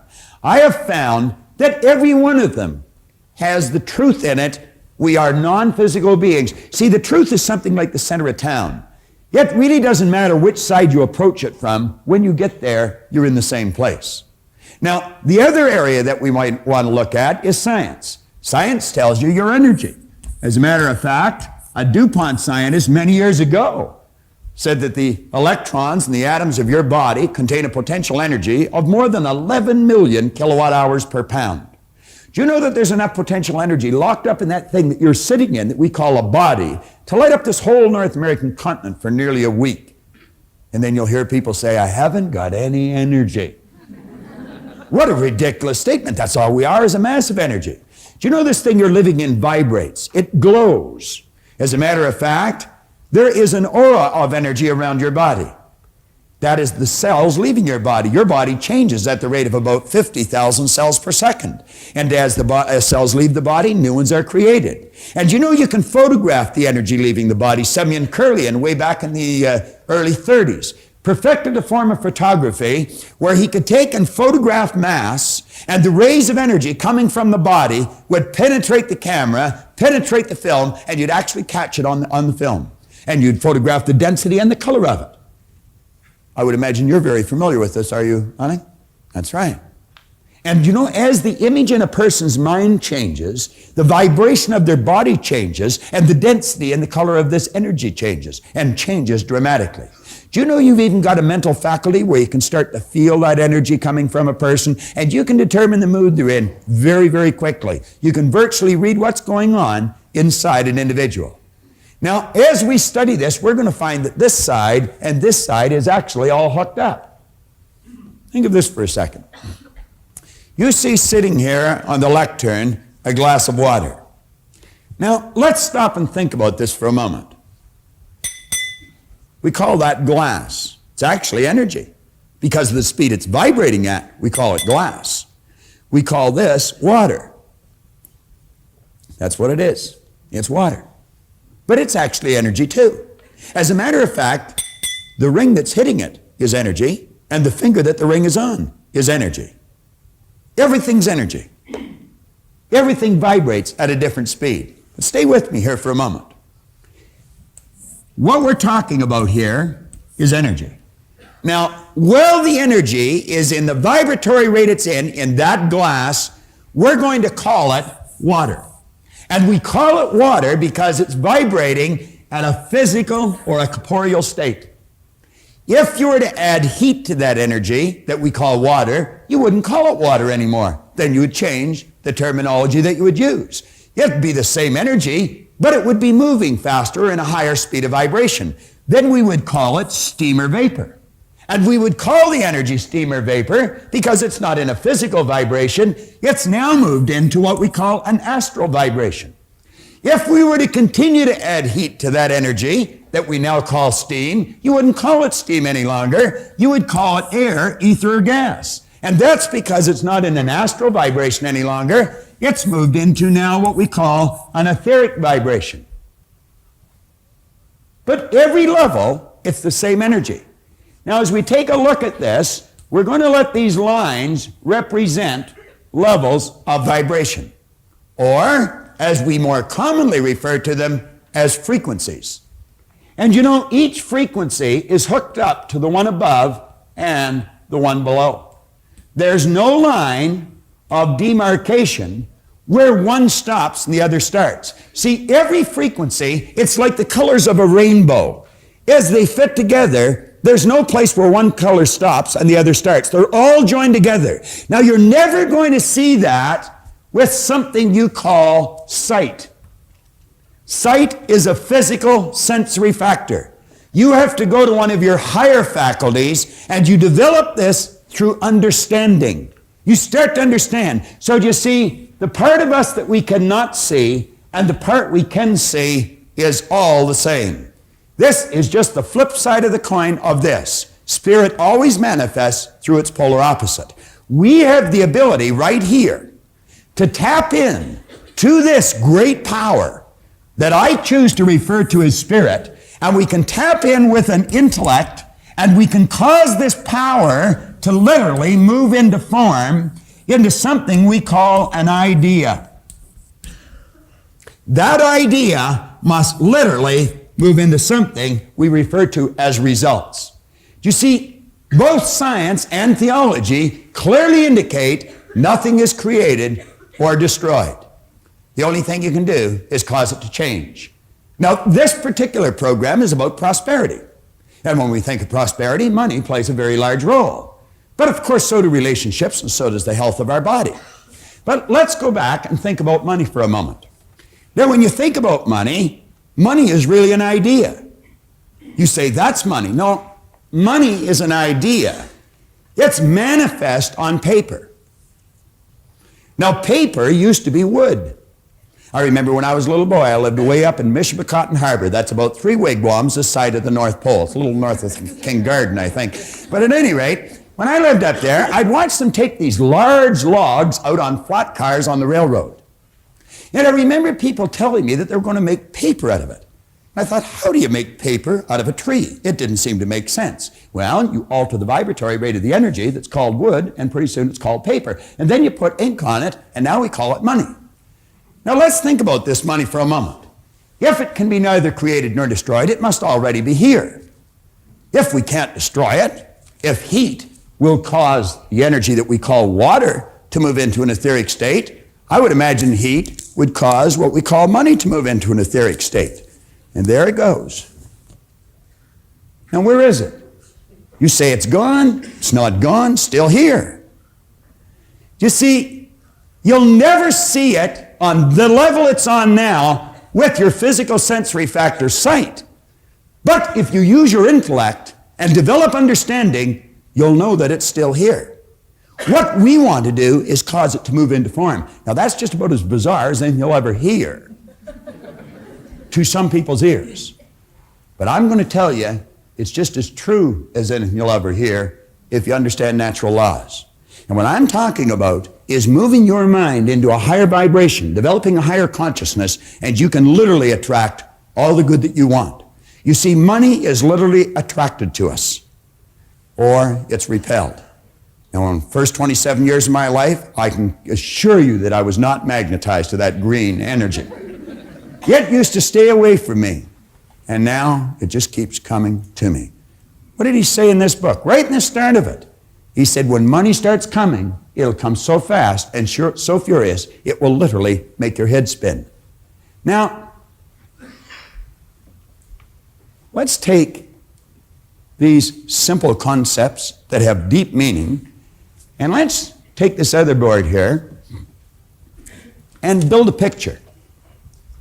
One of our intellectual factors is imagination.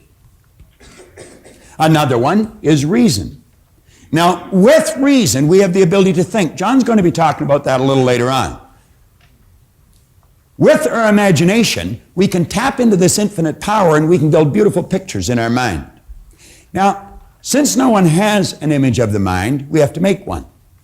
It's like the little boy in school. He was sitting there doodling away, drawing the picture, and teacher says, "What are you doing, son?" Kid says, "I'm drawing a picture of God." Teacher says, "Nobody's ever seen God." Well, he says, "Wait till I finish the picture," you know.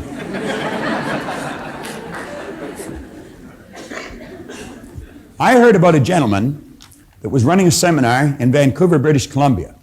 I was living and working in Chicago at the time. I, at the time, was prepared to go anywhere to try and find out why I changed. And Vancouver was not too far to go from Chicago.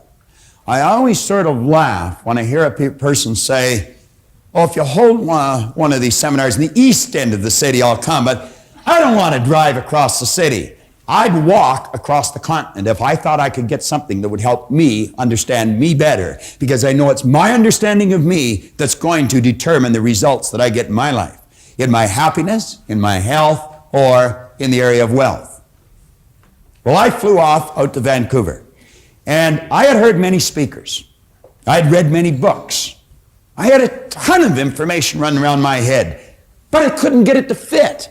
And I couldn't get it to fit for the same reason that some of you have never been able to get it to fit.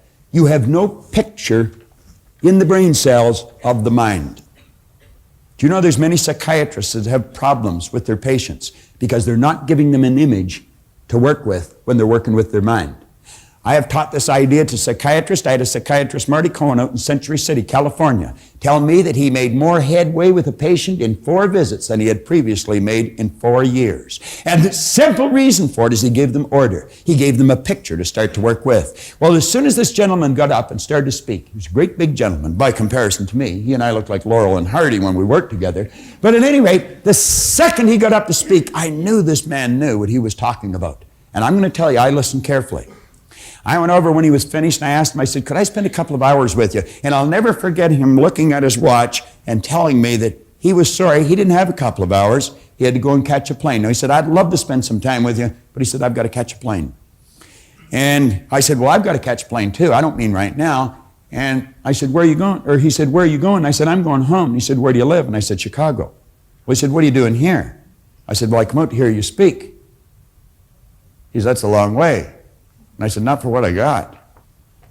And so at any rate, I think he was impressed that I had traveled so far. He got his calendar out and I got mine out. And he told me he was going to be in Toronto in a couple of weeks. I said, "Well, Toronto's only an hour from Chicago. It's just up and down. I'll come over if you'll meet with me." Well, the two of us sat down in the Skyline Hotel. And I'm going to tell you, Leland Bell Van de Waal taught me as much in 2 hours. Well, I should say 2 days. No, it wasn't. It was 2 hours. We just spent a couple of days together. But everything fell into place in just a couple of hours. He taught me more in 2 hours than I had learned in 9 years, studying faithfully every day. And he proceeded to tell me, he said, listen, Bob, he said, there's a difference between hearing and listening. He said, you hear with your ears, you listen with your emotions. Now, he said, as you sit here, he said, your mind could take a trip, but your body would stay right in front of me. Now, he said, you'd hear every word I'm saying, but he said, you may not necessarily be listening. He said, if you're going to learn, you're going to have to listen.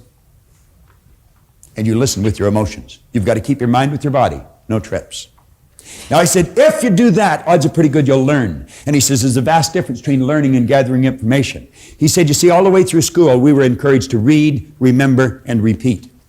Read, remember, and repeat. And if you were able to do that fairly well, you were given the mortarboard of the sheepskin. And they said you had learned. Doesn't necessarily mean you've learned anything at all. You might have learned how to develop your memory, but that might have been the end of it. Now, I'm not saying no one learns doing that. Some do. But he said learning is not gathering information. Learning is when you consciously entertain an idea, you get emotionally involved in the idea, you step out and act on the idea, and you improve the results in some area of your life. Now, he said, this is the name of the game, Bob. He says it's results. Pretty good teacher a long time ago said, by their fruits you'll know them. In other words, you can always tell a person's level of awareness by the results they're getting. If the results aren't there, they have no one to blame but themselves. For 27 years, I blamed everybody. I blamed my parents. I blamed my brother, my sister. I blamed my employers. I blamed the commanding officers I had in the Navy. It was never me, always them.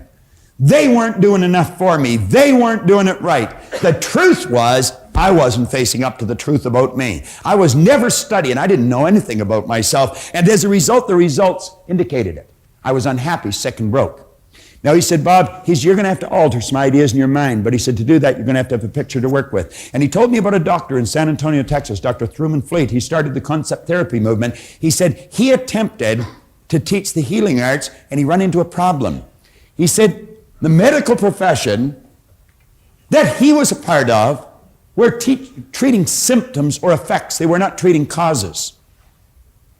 And he said, if you're ever going to enjoy health, you must treat the whole person. Now, that's called holistic healing. How many of you are familiar with holistic healing? Quite a few. Well, that's where you heal the whole person. You see, you're a triune being. You live simultaneously on 3 planes of understanding. Every one of us are the same.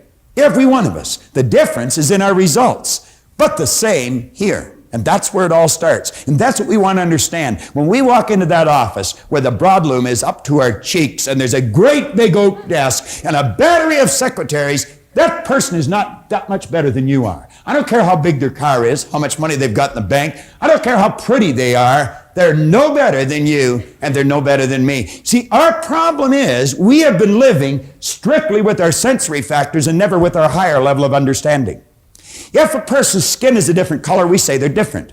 If a person lives on the other side of an imaginary line, we say they're different. If a person speaks a different language, we say they're different. If a person is a different sex, we say they're different. Are they? No. They appear different to our sight. But when we develop a higher understanding, we're going to find out that we're all the same. And when we start to grasp that, then we can start to take action on the results we want. As we see a person getting better results, we can watch and see how they're getting them, and then we can do what they're doing. Napoleon Hill says it pays to know how to buy knowledge. I'm going to tell you the best money you have ever invested is in this seminar. And I'm not saying that because I'm selling it or I'm doing it. And I'm not saying that because John's selling it or John's doing it. I'm not saying that at all. I'm saying that because I've studied thousands of seminars, and what we've done is take the very best out of them all and put them in this. When this was introduced to you early this morning, this was advertised as the most effective personal development seminar in the world today. It is, so far as I know. And I'm going to tell you, I've been to a lot of them. And it is because we give you a picture and then we show you how to change things. Well, Dr. Fleet said if we're going to see health, we're going to have to give a person an image of the other side of their personality. And he said, since no one's ever seen the mind, I'm going to make a picture of the mind. Now he said, let this represent the mind. Then he said, let this represent the thing that we've given all of our attention to now, up till now, the body. And he says it's this thing here that moves into action and causes the results that we get. If we're going to change what we do, or if we're going to change our behavior, we're definitely going to have to change what's going on in here. If we're going to change what's going on in here, we're going to have to understand how it functions. And as he pointed out, there are two sections to the mind, joined together, but different in their method of operation. And he referred to this as the conscious mind and this as the subconscious mind. Now, if you look on page 6 of your action planner, you'll see that drawing. The day Leland Val Vanderwall drew that on the opposite side of a placemat in the coffee shop of the Skyline Hotel on Dixon Road in Toronto, Ontario, Canada, I'm going to tell you my life changed. I've put that drawing on the board thousands and thousands of times, and periodically when I do, I hear people snicker. But I'm going to tell you, if they stick around, they don't snicker for long. Because what it does, it starts to trigger all kinds of light in their mind. You've heard, let there be light, let there be a higher consciousness, let there be an awareness. Well, what we've given you here is a picture to start working with. It's not my picture. It's not even Truman Fleet's. It's our picture. The second you've got it in your mind, it's yours. No one can lay claim to something like this, but we can all use it. And we are all the same. I don't care how different you may appear to be to the person beside you, you and the person beside you are exactly the same. Now, it's understanding of how this functions that makes it different. Now, if you'll flip over in your exercise book, your action planner to page 8, and I would suggest that you follow this really closely. You could be sitting in your den or your family room and just watching this and the book stuck away somewhere. That'd be a terrible error. You'd be wasting your time. And you know, time wasted, you never get back. Now, of course, you only have to pay once, you see. If you've wasted the past, you've already paid the price. You don't have to pay twice. There's some consolation to it. But I would suggest you get the book out and follow me here. Now, you'll notice on page 8 and 9 are 6 drawings there. It's actually just 3 different ideas, or it's one idea broken down into 3 different parts. And as you take a look on page 8, the conscious mind, the subconscious mind, and the body, there are some very key parts to that. On the top drawing on page 8, we say this is the part of your mind that thinks or reasons. This is where your free will lies. Viktor Frankl wrote a magnificent book called Man's Search for Meaning. Viktor Frankl was a Jewish psychiatrist who spent the war years in a German concentration camp. And you know, I don't suppose anyone has ever been subjected to more abuse, intellectually and physically, than someone in one of those camps. I certainly couldn't even imagine it, even although he wrote it very well. But he pointed out, he said, regardless of how they chained us and abused us, they could never take control of our mind unless we chose to let them. He did not choose to let them. Viktor Frankl was a courageous man. He's lived to talk about it. He's lived to teach about it. And I'm going to tell you, he's a wise person. That's where your free will lies. You don't have to follow anybody else.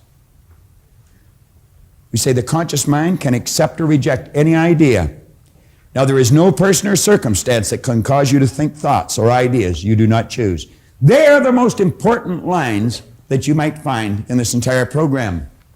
Now, what I'm going to do is run over a few ideas, and as I do with each part, on page 9, jot some of them down. Not what I say, but what it means to you. Now, let's understand this right away.